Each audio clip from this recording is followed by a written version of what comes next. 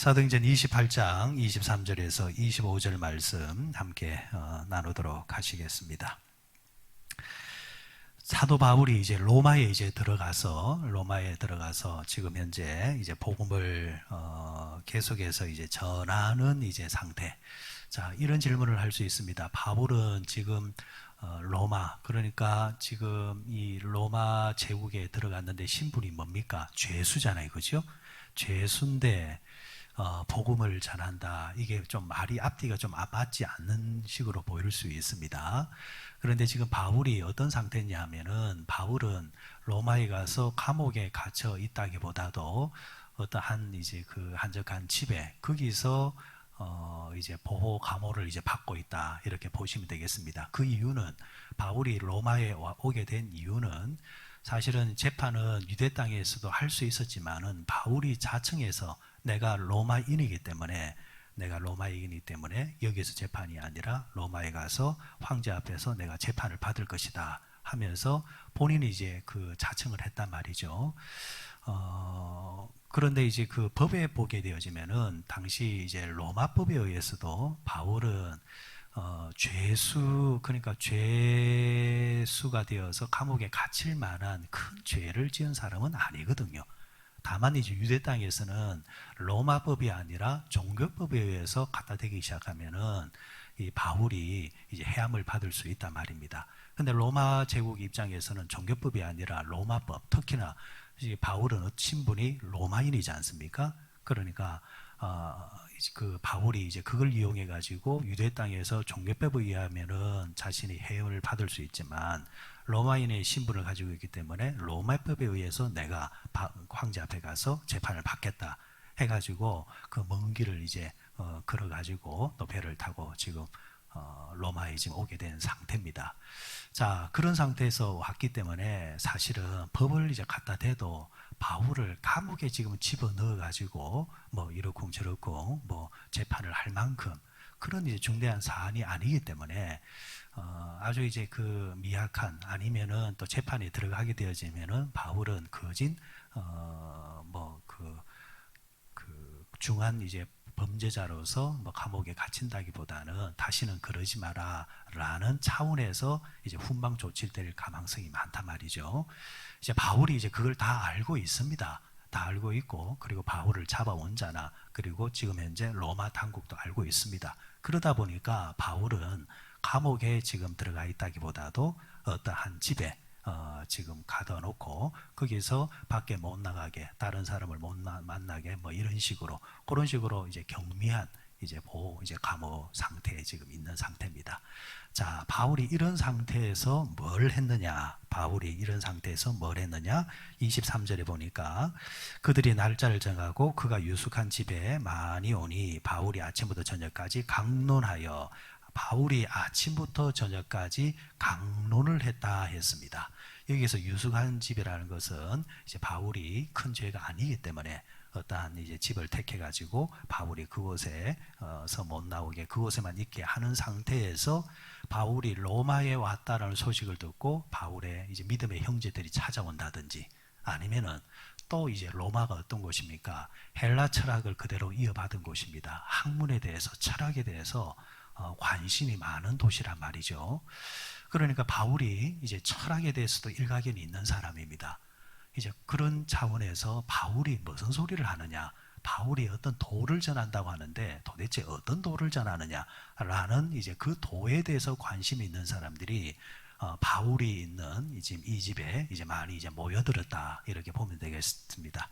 바울은 이제 그런 이렇게 찾아온 사람들, 만나게 되는 사람들한테 어떻게 했느냐? 강론했다. 뭘요? 하나님의 말씀을 강론을 했는데, 주제는 뭐냐? 하나님의 나라를 정언하고 모세의 율법과 선지자의 말을 가지고 예수에 대하여 권했다. 자, 예수님도 마찬가지고 바울도 마찬가지입니다. 성경에 나오는 그 복음을 증거하는 자들의 특징이 뭐냐 하면은 자기 소리를 하지 않는다라는 겁니다. 자기 말을 하지를 않는다라는 겁니다. 여러분, 세상에서 우리가 일명 말을 잘하는 사람들을 말꾼이라 이러죠. 어떤 분은 그래요. 목사님, 역시 목회자는 말을 잘해야 됩니다, 이래요. 근데 여러분 우리가 조심해야 될 것이 말씀을 잘해야 되지 말을 잘하면은 그거 아주 위험합니다. 말하다가 자기 말을 자꾸 한단 말이에요. 자기 말을 자꾸 하다 보면은 사람들이 그렇잖아요. 인간과 인간 사이의 말을 제일 지면한 말이 무슨 말입니까? 인간적인 말입니다. 인간적인 말 주고받다 보면은 재미나기도 하고 또 그죠? 너무 험담하기도 하고 막 이렇게 말하면 재미있거든요. 근데 여러분 우리는 재미있는 말을 하려고 하는 것이 아니라 하나님의 말씀을 알려고 하는 거고 들으려고 하는 거고, 성도들은 항상 교육자들한테 목회자한테 하나님의 말씀을 들려주시오. 이게 주제가 되어야 됩니다. 다른 것에 관심이 있으면 안 되고 목회자도 마찬가지입니다. 하나님의 말씀에 관심이 있고 그 말을 전해야 됩니다.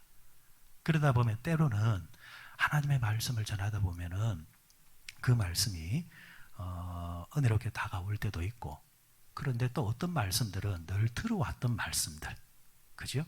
우리가 평생에 66권 이 말씀을 벗어나는 거 아니잖아요. 평생에 우리가 66권 이 말씀 가지고 사는 거잖아요. 그죠? 평생에 66권 이 말씀을 가지고 살더라도 또 뭐 레위기라든지 뭐 이제 그 구약의 어느 부분들은 잘 언급을 하지 않을 때도 있지 않습니까?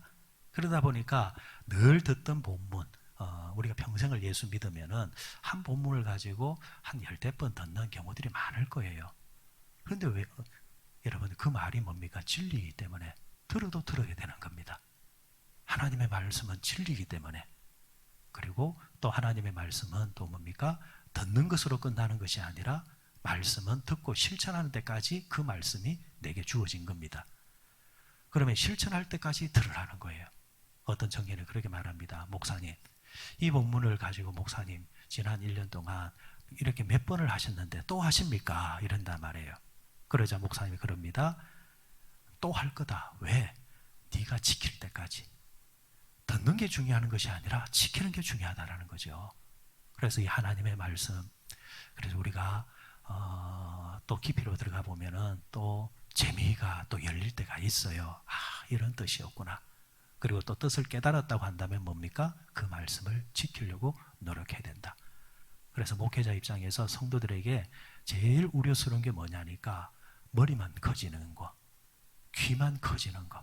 그래서 그것만 찾아다니면 아주 위험합니다. 아주 위험해요. 듣는 것으로 구단되는 것보다는 듣는 것은 한 1단 되고 지키는 것이 9단 되면 그 사람이 정말 좋은 사람입니다. 자, 바울이 하나님의 나라에 대해서 지금 로마에서도 변함없이 복음을 전하고 있습니다.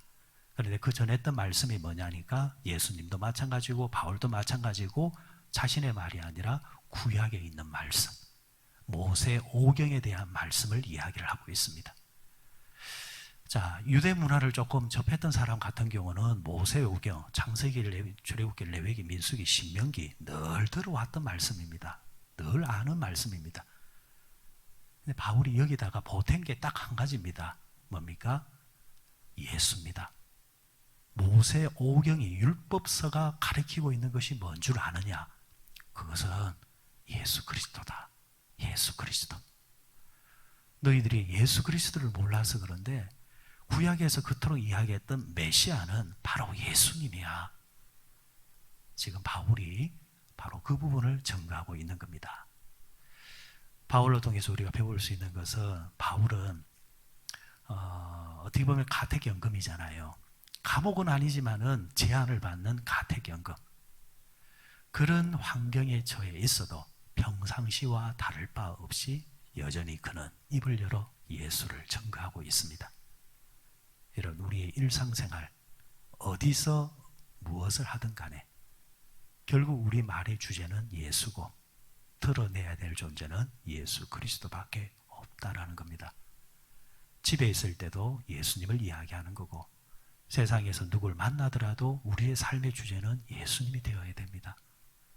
바울이 선교사라서 그런 게 아니라 선교적인 삶을 우리 모든 그리스도인들은 살아야 된다는 겁니다. 그래서 성경은 바울로 통해서 우리에게 본을 보여준 것. 예수님처럼 바울처럼 나는 살 수는 없을까? 살 수 있습니다. 우리의 삶의 주제가 예수님이 되면 되는 겁니다. 자, 그리고 오늘 본문에서 또 하나 우리가 배울 수 있는 것은 바울이 전한 복음 앞에 두 부류의 사람이 이제 딱 이제 결론적으로 나옵니다. 결과가 나옵니다. 한 부류는 바울이 전한 예수를 받아들이고 한 부류는 복음을 받아들이지를 않습니다.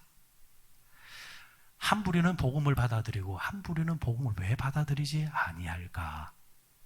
자, 이 부분에 대해서 주체가 누구냐라는 문제를 규명하셔야 됩니다. 인간이 받아들인다, 안 받아들인다 라는 측면은 성경적이지 않습니다. 성경적인 것은 뭐냐? 하나님께서 지명하신 사람은 받아들인 것이고 하나님이 택하지 않는 사람은 받아들이지 않는다. 다시 말해서 이 택함, 영접의 주체는 하나님이라는 겁니다. 하나님이 택하셨기 때문에 믿어지는 거고 하나님이 택하셨기 때문에 영접되어지는 거고 하나님이 택하셨기 때문에 아멘이 되는 겁니다. 지금 바울이 전한 복음은 똑같은 복음이잖아요. 이 사람에게는 이 소리하고 저 사람에게 저 소리하고 그거 아니잖아요. 똑같은 복음이란 말이에요. 똑같은 복음 앞에 한 부류는 영접이요, 한 부류는 거부를 하고 있습니다. 그것은 그 사람이 마음을 열어서 받아들였다, 그 사람의 마음을 닫아서 받아들이지 않았다라기보다도 하나님께서 택하신 사람이기 때문에 그 사람의 마음을 열었다라는 겁니다. 연 자가 있으면은 성경에는 닫을 자가 없다 했습니다.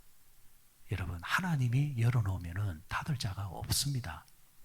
그런데 끝까지 안 열리는 사람이 있어요. 끝까지 안 열리는 사람.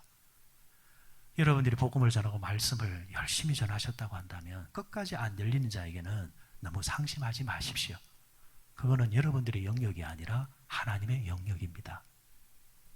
그래서 구원은 인간이 어떻게 해서 얻어지는 것이 결과물이 아니라 하나님이 우리에게 주신 선물입니다. 그러면서 여러분, 우리가 이 자리에 앉아서 예배할 수 있고 기도할 수 있다는 것은 하나님께서 선물하신 그 선물의 주인공이 되었다는 겁니다. 감사한 것입니다. 고마운 겁니다.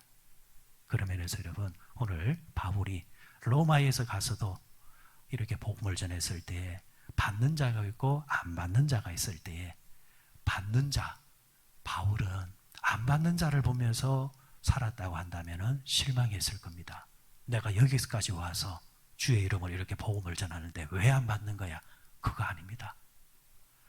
여러분, 그 속에 1000명 가운데 한 명이 내가 전한 복음 앞에 영접을 한다고 한다면 복음을 전하는 자는 999명을 보는 것이 아니라 그 한 명을 보면서 전하는 겁니다. 결국은 세상은 변화된 한 명을 통해서 움직이기 시작하는 겁니다. 세상을 움직이는 것은 대중의 힘이라 하잖아요. 그런데 가만히 생각해 보면은 대중을 움직이는 또 힘이 있지 않습니까? 결국 여러분, 변화된 사람을 통해서 모든 것이 바뀌어 나가는 겁니다. 복음도 마찬가지라는 거죠.